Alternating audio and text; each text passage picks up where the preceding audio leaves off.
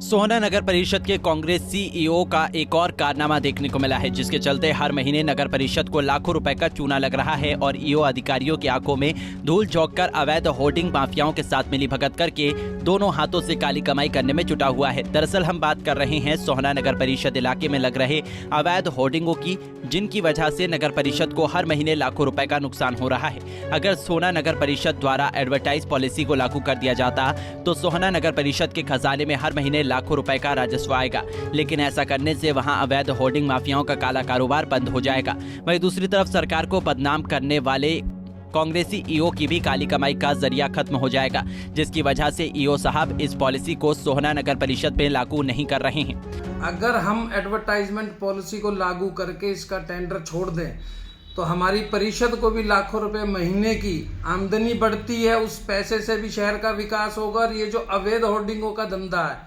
इस पे रोक लगेगी।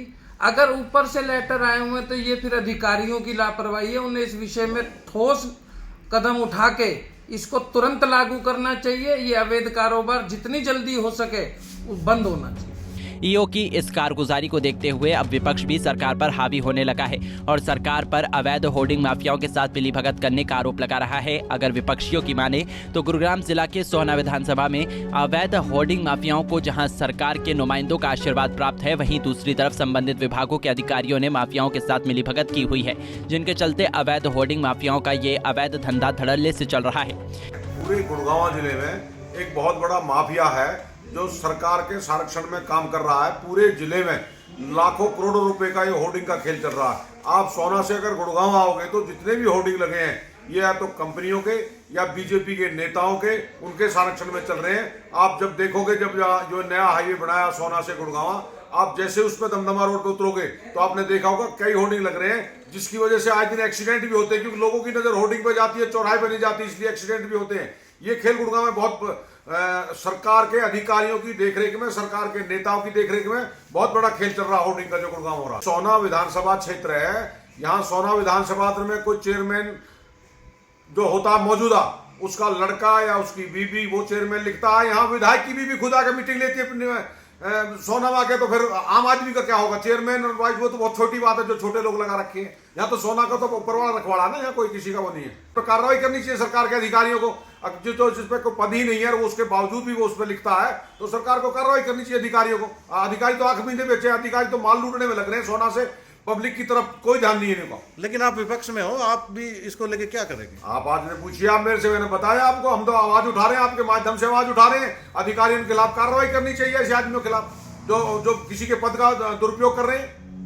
इसी बात को लेकर जब हमने एसडीएम सोहना से बात की तो एसडीएम सोहना ने फिलहाल कार्रवाई करने की बात तो जरूर कही है, लेकिन देखना इस बात का होगा कि एसडीएम साहब की कथनी और करनी में कोई फर्क तो नहीं दिखता है।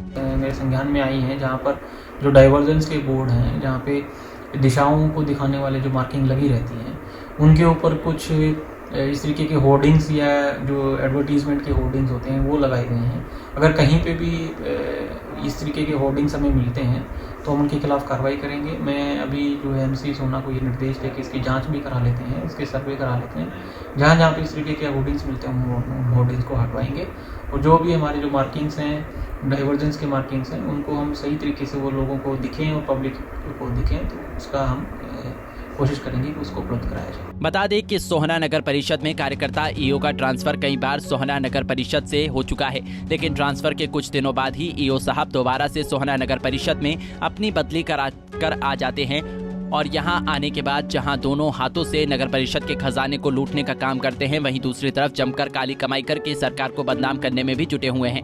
लेकिन अफसोस इस बात का है कि आज तक सरकार के इस खुफिया तंत्र और मुख्यमंत्री उड़नदस्ते समेत किसी भी सरकारी एजेंसी ने ईओ साहब के खिलाफ जांच के नाम पर किसी तरह की कोई कार्यवाही नहीं की। अब इसे ईओ साहब की खुशकिस्मती माना जाए या फिर राजनीतिक पहुंच। हालांकि प्रदेश मुख्यमंत्री द्वारा भ्रष्ट अधिकारियों पर लगाम लगाने की बात तो जरूर की जाती है, लेकिन इसके बावजूद भी सोहना नगर परिषद में तैनात कांग्रेसी ईओ जमकर गोलमाल करने में लगे हुए हैं। सोहना से सतीश कुमार राघव, पंजाब केसरी टीवी। हमसे जुड़े रहने के लिए हमारे YouTube चैनल को सब्सक्राइब करें और नई वीडियो की नोटिफिकेशन के लिए बेल आइकॉन को दबाएं। अगर आप ये वीडियो Facebook पर देख रहे हैं तो लाइक जरूर करें और ज्यादा से ज्यादा शेयर करें। धन्यवाद।